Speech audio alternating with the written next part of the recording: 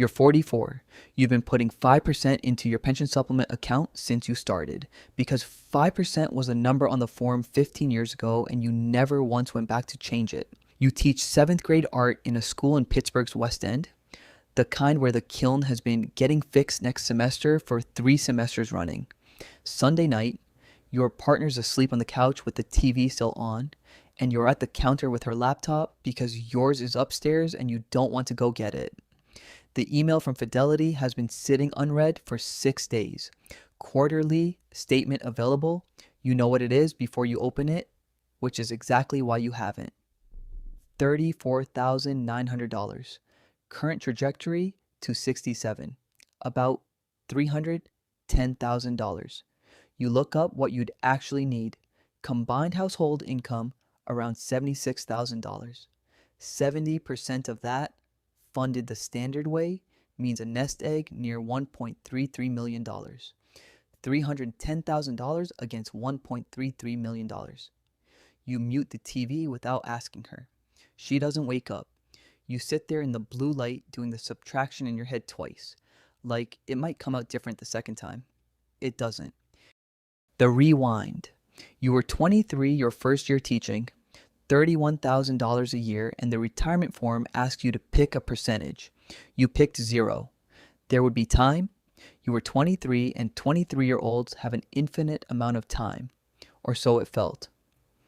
That year, you financed a Jeep Wrangler you didn't need, $340 a month for 6 years, because a first-year teacher's salary still felt like real money after 4 years of ramen and work study. At 26, you and the woman who is now your wife got married on a beach outside Playa del Carmen. $11,400 split across 2 credit cards, paid off 18 months later with interest you never bothered to calculate. At 30, a raise took you to $52,000, and the district started offering a 4% match. The enrollment paperwork came home in your bag that September.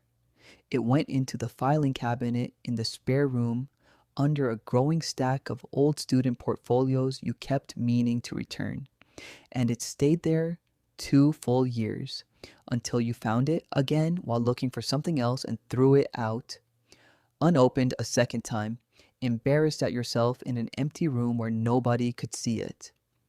At 35, the house in the West End, a stretch, more than you'd planned to spend, the kind of mortgage payment that quietly ate whatever you'd meant to start saving once things settled down. Things never settle down. That's the part nobody warns you about. There's no finish line where saving suddenly becomes easy. You just get older and the window gets smaller and you don't notice it closing because it never makes a sound. You're back at the kitchen counter. The laptop screen has dimmed. You tap the trackpad just to look at the number one more time, like checking a bruise to see if it still hurts. It does. Decision 1. The budget. Monday, on your lunch break, you pull up the bank app in the supply closet because it's the only room in the building with a door that locks. 40 minutes later, you have a real budget for the first time in your adult life. Every subscription, every auto pay, laid out in a spreadsheet you build cell by cell while eating a sad turkey wrap. A meal kit box neither of you has cooked from in 6 weeks. $89.99 a month. A gym membership you haven't swiped into since March, $42. You call to cancel the meal kit first. 22 minutes on hold. A retention specialist named Brianna offering you 50% off for 3 months, and you say no thank you 3 separate times before she lets you go. You cancel the gym next, online, no human required, which is somehow worse. $132 a month, not nothing, not enough either, but it's the first number you've moved in 15 years. Decision 2. The savings rate.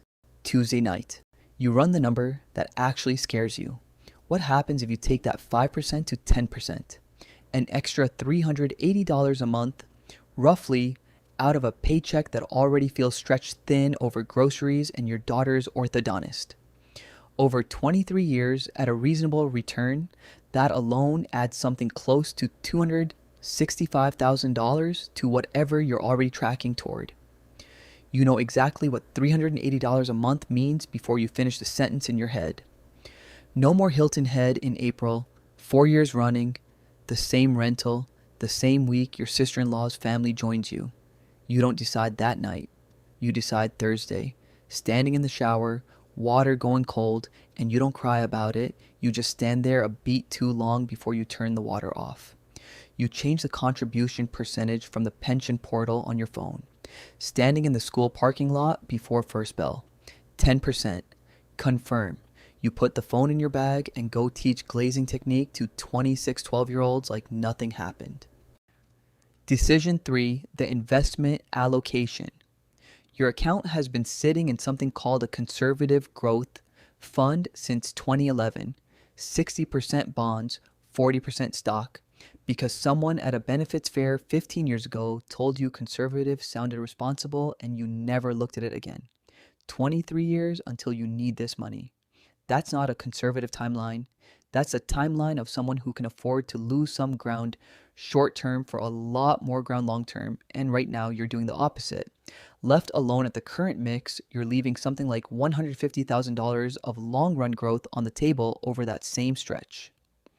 Your dad retired 2 years late in 2010 because 2008 gutted what he'd built. You remember the specific quiet in the house that year? Nobody saying the word recession out loud at dinner, but everyone understanding why the vacation got canceled. You call the plan administrator anyway. You move to 90% stock, 10% bond. Your hand is not steady dialing the number. It's steady enough. Decision 4, the lifestyle adjustment. The boat is the hard one. 14-foot aluminum fishing boat. Your dad's before it was yours, sitting on a trailer in your side yard 8 months of the year. Registration, insurance, the trailer hitch you replaced last spring, $310 a month once you actually add it up, for a boat that went in the water 4 times last summer. You bring it up on a Saturday, both of you at the kitchen table, and your wife doesn't say anything for a long moment, just turns her coffee mug a quarter turn on the table, twice. That was your dad's boat, she says, not an argument, just a fact, laid down between you. I know, you say. You sell it 3 weeks later to a guy from the hardware store who actually fishes every weekend. $2,200 plus the $310 a month back in your pocket going forward. Close to $150,000 more by 67 if you keep putting it toward the account instead of spending it. You don't talk about it for a few days. Then one night, the guy texts you a photo of a decent-sized walleye off the back of it, and something in your chest loosens, just slightly, at the thought of it actually being used. Decision 5, the side income. You start teaching a Saturday morning ceramics class at the community center in October.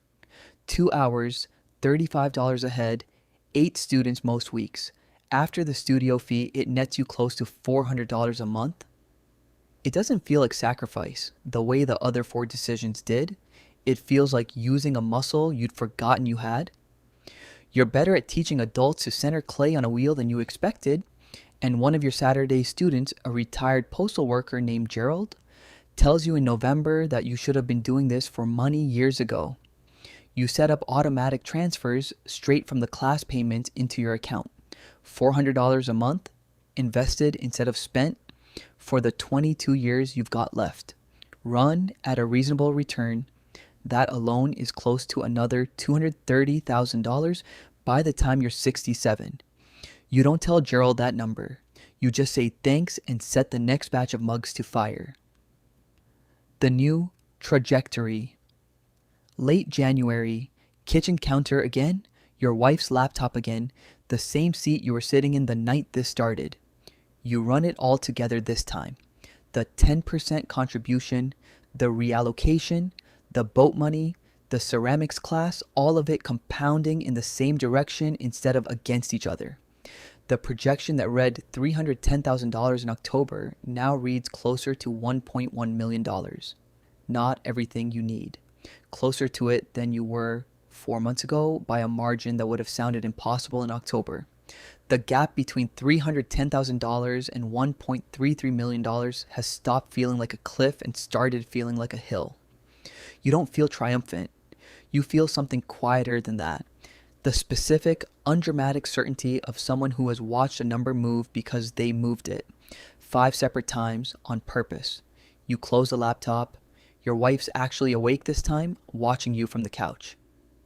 Well, she says, you don't summarize it for her. You just turn the laptop around so she can see the number herself, and you watch her face do the same math yours did 4 months ago. Except this time, the number's one you built together.